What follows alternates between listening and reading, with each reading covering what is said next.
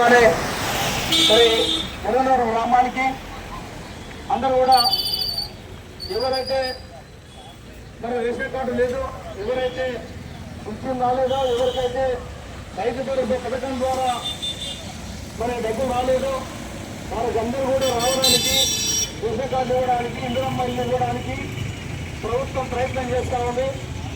మరి సమగ్ర కుటుంబ సర్వే అయిన తర్వాత అందరికీ కూడా ఏ పథకాలు రాని వారు ఉంటారో ఆ పథకాలకు అందరూ కూడా ఇవ్వడానికి మరి సంక్రాంతి నాడు కొత్త రేషన్ కార్డులు వచ్చి వారికి మరి బియ్యం ఇవ్వడం జరుగుతూ ఉంది, సన్న బియ్యం.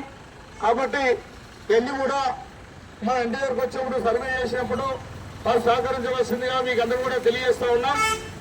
మరి ఈ కార్యక్రమాన్ని ఉద్దేశించి మరి మీ ముందు మందమోహన్ నోట చక్కటి పాట ఉందా. ఇదిగో వచ్చినది ప్రజాపాలన, ఇందిరమ్మ రాజ్యం వచ్చే పల్లి పల్లెనా. ఇదిగో వచ్చినది ప్రజాపాలన, ఇందిరమ్మ రాజ్యం వచ్చే పల్లి పల్లెనా. ఇదిగో వచ్చినది ప్రజాపాలన, ఇందిరమ్మ రాజ్యం వచ్చే పల్లి పల్లెనా.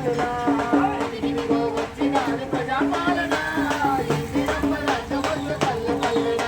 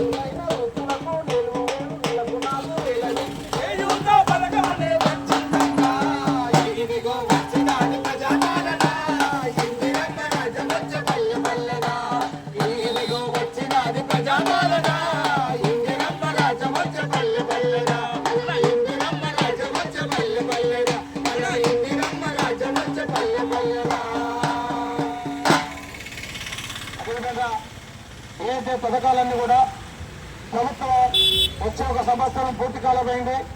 ఈ సంవత్సరంలోనే మరి ఆర్టీసీ బస్సులో ఉచిత ప్రయాణం కానీ, 200 యూనిట్ల కరెంటు కానీ, అదేవిధంగా మరి 55,000 ఉద్యోగాలు కానీ, దాంతోపాటు 500 రూపాయలకు గ్యాస్ కనెక్షన్ కానీ, మరి ఆరోగ్యశ్రీ ద్వారా 10 లక్షల రూపాయలు కానీ, ఇవన్నీ కూడా మన ప్రభుత్వం మరి ఒక సంవత్సర కాలంలో మనకు ఇవ్వడం జరిగింది. మరి దాంతోపాటు ఏదైతే ప్రభుత్వ పాఠశాలలో కూడా నాణ్యమైన భోజనం అందించాలనే ఉద్దేశంతో వారికి మరి అక్కడ చేసినటువంటి వంటల వరకు వంట ఉన్నారు, వారికి కూడా మరి డబ్బులు పెట్టడం జరిగింది విద్యార్థులకు. దాన్ని కూడా మనం ఉద్దేశించి మరి ప్రభుత్వం ఏదైతే పథకాలు మనకు ఇవ్వాలనుకుంటుందో ఆ పథకాలన్నీ 6 గ్యారెంటీల్లో భాగంగా అన్ని ఇవ్వడానికి సిద్ధంగా ఉంది. కాబట్టి మరి సంక్రాంతి నాడు అన్ని పథకాలు మనకు ఇవ్వడానికి సిద్ధంగా ప్రయత్నం చేస్తుంది ప్రభుత్వం. మరి అందులో భాగంగానే మరి సమగ్ర కుటుంబ సర్వే అయిన తర్వాత పిచ్చిలు కానీ, అదేవిధంగా రైతు భరోసా పథకం ద్వారా ఎకరానికి 15,000 రూపాయలు కానీ, దాంతోపాటు ఇందిరమ్మ ఇల్లు కానీ ఇవన్నీ కూడా ఇవ్వడానికి మనకు ప్రభుత్వం ప్రయత్నం చేస్తూ ఉంది. కాబట్టి కార్యక్రమాన్ని మరి ఇచ్చేసి మా కార్యక్రమాన్ని జయప్రదం చేసిన మరి మందమూరు గ్రామస్తులకు అందరూ కూడా పేరు మా కళాభవన తెలియజేస్తూ కార్యక్రమం ఎంతో ముగిస్తున్నాం. Thank you.